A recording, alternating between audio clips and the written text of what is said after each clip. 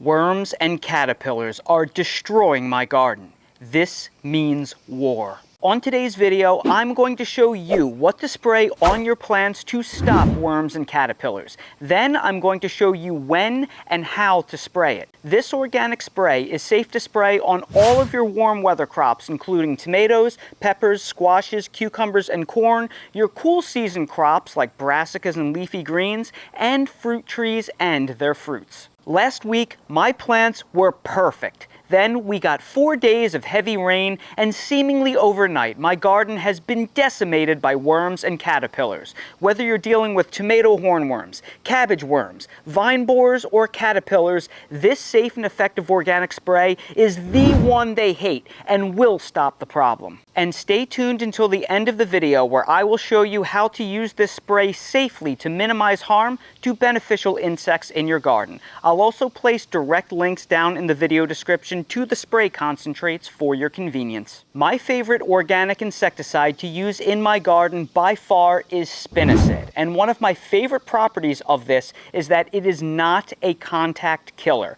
It specifically targets worms, caterpillars, and the adult moths, as well as beetles, leaf miners, aphids, thrips, ants, spider mites, and other biting, munching, and sap-sucking insects. When used correctly, it targets the bad insects and minimizes harm to beneficial insects. Spinosad is a natural bacteria that makes insects sick when they eat it. For Spinosad to be effective, you must apply it at sunset during dry weather. Then the Spinosad dries on the leaves of the plants, the insects continue to consume the leaves, and upon ingestion, they die in about 1 to 2 days. Because of this, Spinosad specifically targets the bad insects that eat the leaves, fruit, and sap of our plants, while not generally harming most of the carnivorous beneficial insects because those insects don't eat our plants. The thing that makes worms and caterpillars so destructive is how they seemingly come out of nowhere and virtually wipe out our entire crop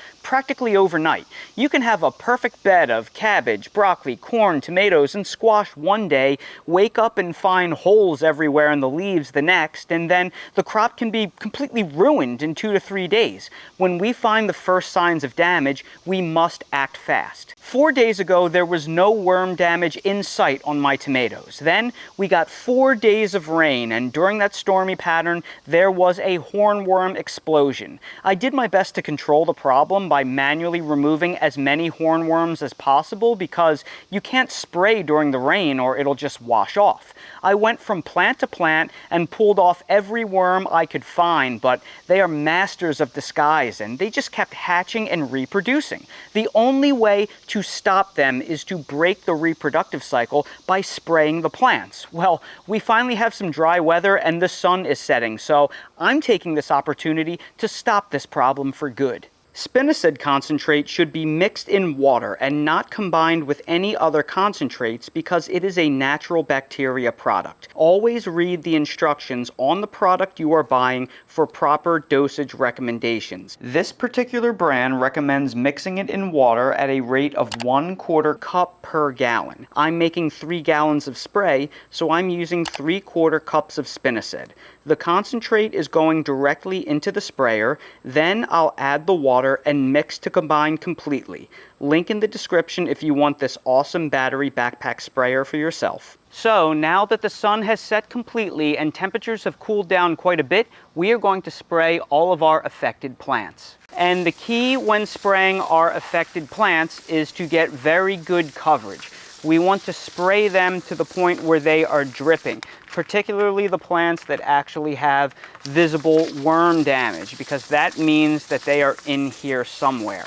And because we are using Spinosad, and it is relatively broad spectrum, this is also going to help fight against other sap-sucking damaging bugs like stink bugs, leaf-footed bugs, and other annoying beetles that plague my tomato garden at this time of the year.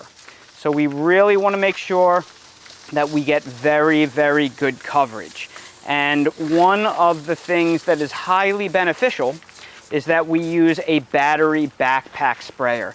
because battery backpack sprayers get much, much better range than manual pump sprayers. You could use a manual pump sprayer if you wish. Look at that right there. There's an annoying, awful worm. The problem I have is my tomato plants are 12 feet tall right now, and it's really hard to get those affected areas. And it would be very difficult with a manual sprayer. But with a battery backpack sprayer, because of the enhanced range, I can crank the sucker up and I can get incredible coverage. Almost too good of coverage and you'll use your spray too fast. And I also want to get my newer tomato plants. These are new determinate tomatoes that I want for fall gardening. They're early determinate varieties that I hope will provide fruit for me come October. Now we will get the plants from this angle as well. Now remember, Spinosad works by ingestion. The worms and caterpillars have to eat the leaves that are coated with the spray, and the spray has fully dried on the leaves. So if you're spraying at 7:30 like I am, and you come outside tomorrow morning at 9 a.m.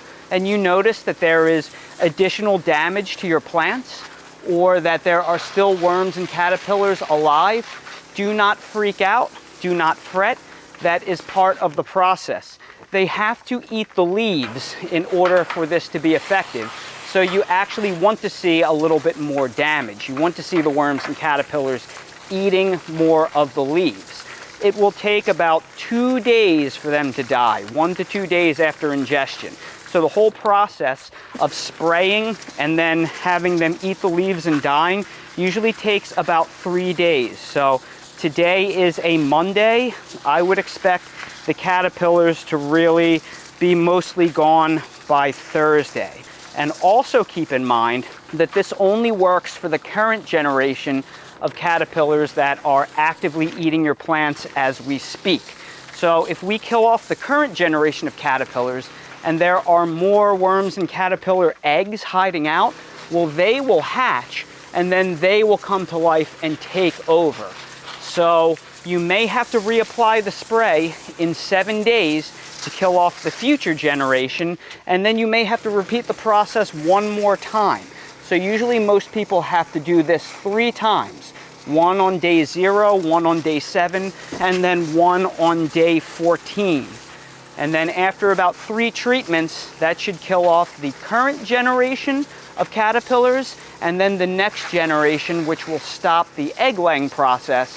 And then the worm and caterpillar menace should largely be taken care of. And with a little bit of the spray I have left over, I'm going to spray some of my new fall peppers and eggplants, because it looks like they're getting a little bit of damage from some kind of bugs like thrips or something up top. And this will help knock them out. They can be a real problem with your pepper plants. So we're going to completely cover them. And I'm also going to spray some of my new cucumbers and my brand new baby bush butternut squash. Looks like I actually have a butternut squash there. Spray off the tops of my potatoes, spray some of the brand new cucumbers that are just starting to germinate, as well as this more advanced cucumber plant. And then I'm going to spray my apples. Unfortunately, my once beautiful apples have been annihilated by pests, and I haven't been able to spray them because it's been raining every single day for the last 6 weeks. It has been a horrible July into August. We had a super dry June, and then the weather, well, it always seems to break even. And it made up by one of the wettest July and Augusts I've ever experienced here. And last but not least, the peppers and the squash in my side garden. This bad boy right here is a Zucchino rampicante. Look how beautiful that is. Make sure to get the undersides of the leaves, because that is usually where the pests hide, and that is where they will suck the sap out of the leaves. So here we are the very next day. It's only been 18 hours since I've sprayed my tomatoes, and I wanted to see if I could find any suffering or dying tomato hornworms. And this goes to show you just how incredibly powerful this organic insecticide is. That tomato hornworm right there is burnt to a crisp. That is what happens when they eat the spinosad. They start suffering, they start shriveling and drying up. So that guy right there clearly ate the spinosad, ingested it, and it's dead already. And it's going to continue to desiccate and dry up and be burnt to a crisp. And look at this. This is even more amazing. I'm searching through all my plants and I found another tomato hornworm. Look, this one is actively dying. Clearly it is poisoned from eating the spinosad. So this should show you beyond a shadow of a doubt just how potent and amazing this organic insecticide is. It hasn't even been a full day and they are actively dying, even the big mature hornworms. That guy will be a goner soon. So if you've ever questioned the effectiveness of organic insecticides and you think harsh chemicals are the only way to go, let this video put your mind at ease. Organic insecticides can be incredibly powerful. And that is when and how to use spinosad in our garden. But what about the safety of using spinosad? Some gardeners are reluctant to use even organic insecticides in their garden because of potential harm to beneficial insects. Well, while I share that concern, a worm or caterpillar outbreak can destroy an entire year's worth of work in a matter of days. And when that happens, something simply must be done. The reason why I am comfortable using spinosad in my garden is it's not a contact killer. It has to dry on the leaves, then be eaten by the bad bugs. Beneficial insects do not eat the leaves of our plants. They are either carnivorous or they go after the pollen in flowers. So for that reason, spinosad is very effective at targeting the insects that explicitly do damage to our plants. Now, it's very important that I do not sugarcoat anything and I be completely honest with you before you start using any product like this in your garden. It is true that even when using something organic like spinosad, there could be some fallout to beneficial insects. For example, if we were to spray a worm directly with spinosad and then a beneficial insect promptly eats that worm, well, it could harm that carnivorous insect. Also, if our flowers get saturated with spinosad and a pollinator consumes that pollen, it also could be harmful. However, we can mitigate these problems by waiting until sunset to spray the spinosad. Beneficial insects are generally diurnal and leave our gardens at sunset.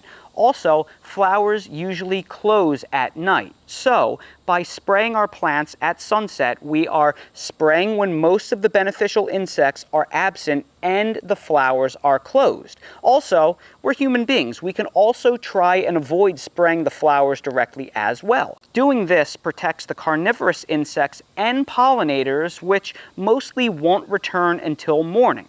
Meanwhile, the bad bugs, well, they'll have been eating the coated leaves all night, making themselves sick. Also, keep in mind if you're spraying leafy greens and brassicas, well, those aren't flowering fruiting plants, so we don't even have to worry about harm to pollinators when it comes to those leafy greens, unless you let them go to seed. But if you let them go to seed, well, you don't care about insect pests because they're past their prime anyway. So there's no reason to spray something you've let go to seed. So if you are concerned about harm to beneficial insects and you want the least amount of risk possible and the only problem in your garden are worms and caterpillars, instead of using spinosad concentrate, you can use BT concentrate as an alternative.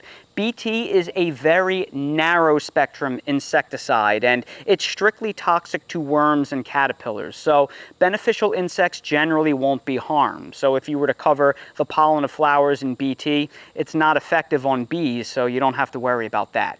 BT is probably the safest concentrate out there for that reason. However, here where I live on the southeastern coast of North Carolina, I have serious problems with beetles, leaf miners, aphids, moths, thrips, ants, spider mites, and other biting, munching, and sap-sucking insects. And I need the broad spectrum protection that spinosad provides. Insect pressure here in the coastal Carolinas is on a whole nother level. Also, another reason why I love using Spinosad is it is one of the few organic insecticides that actually has some staying power. Most organic sprays they're immediately beneficial, but then they fade. They break down rapidly. However, Spinosad can remain effective for up to 3 to 7 days. It does rapidly degrade with heat and light, so in the middle of summer when it's super hot, it's effective for more like 2 to 3 days in the peak summer heat.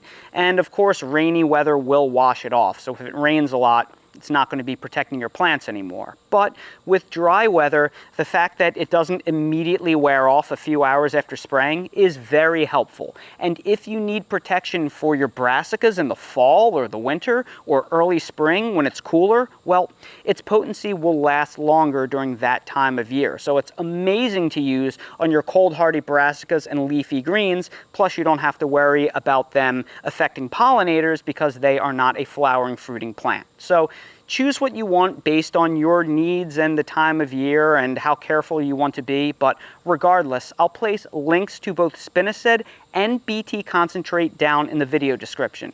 The point is, with responsible use and proper timing, both can be very, very safe. And that right there is the organic insecticide that worms and caterpillars hate. If you spray this in your garden, it will get rid of the worms and caterpillars. It may take 2 or 3 applications so you kill off the future generation that will hatch behind them, but it will fix the problem. And it's good on not just your warm weather crops, but your fruit trees and your cool season crops. And if you choose Spinosad, it gives you protection of a whole host of other pests as well. So everybody, I hope you enjoyed this video and found it helpful. If you did, please make sure to hit the like button, subscribe to the channel, and please ring the notification bell so you're notified when I release more videos like these. I place direct links to all of the products that I featured in this video down in the video description, like Spinosad, BT, the sprayer, and other things I use for insect pest protection. For everything else I use in real life in my yard and garden, that is linked in my Amazon storefront in the video description. And while you're down there, check out my website, themillennialgardener.com, for all things gardening and custom home design merch if you want to support my channel. Thank you all so much for watching, and I hope to see all of you again on the next video. Oh, Dale, do you want to play with your unicorn? You want to go play with the unicorn? Let's go, let's go, let's go. Here he comes. We're gonna go. Now that it's finally done raining, ready? And go, Dale! Dun, dun, dun, dun, dun. He's going crazy.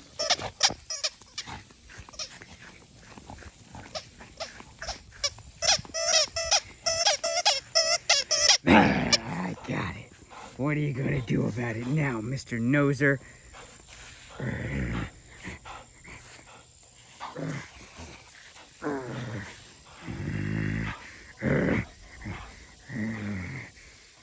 Dale, can you drop? Dale, can you drop it? He's trying. Very good, Dale. Ready? And... nice catch, buddy. You still got it. That's my boy. Get that unicorn. Get it, get it, get it. It makes me so happy to see him like this.